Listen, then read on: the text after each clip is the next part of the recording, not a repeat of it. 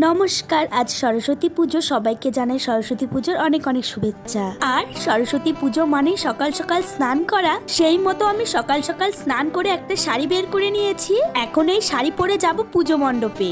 আজ প্রথম শ্বশুরবাড়ির এখানে সরস্বতী পুজোয় অঞ্জলি দেব, না হলে বিয়ের পরের বছরগুলো এখানে ঠিক থাকাই হতো না। তাই ভাবলাম এখানে যেহেতু আছি তাহলে এখানকার সরস্বতী ঠাকুরকে অঞ্জলি দেব। আমাদের বাড়ির পাশে যে হাটখোলাটা আছে সেখানে কয়েকজন মিলে সরস্বতী পুজো দেয়। তাদের কাছে শুনেছিলাম কয়টার দিকে ঠাকুর আসবে, সেই হিসাবেই রেডি হয়ে নিয়েছি। জানো তো, ছোট থেকেই সরস্বতী পুজোর দিন সকালে স্নান করতে আমার কোনো অসুবিধে মনে হয় না।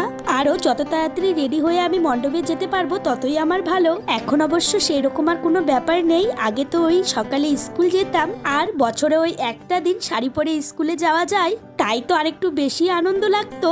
আর যত খুশি সেজে যাও, কোনো স্যার ম্যাডামই বকাঝকা করতো না, তাই আরো বেশি আনন্দ হতো এই সরস্বতী পুজোর দিনটা। গিয়ে দেখলাম ঠাকুরমশাই এখনো আসেনি, তাই বাড়িতে এসে মেয়েকেও একটু পরিষ্কার করে দিলাম। এখন মেয়েকে নিয়ে যাচ্ছি আবার পুজোর ওখানে। এই জায়গার পুজোটা অনেক সকালেই হয়, কিন্তু এবার ঠাকুর আসতে একটু লেট করেছে, তাই একটু দেরি করে হয়েছে। এখানে অনেকজনই অঞ্জলি দেয়। এখানে বড় মানুষগুলোর তুলনায় ছোট বাচ্চাগুলো একটু বেশিই ছিল, তাই পুজোটা একটু তাড়াহুড়ো করেই করা হয়েছে। এইদিকে আমরা এখন অঞ্জলি দিয়ে দেব।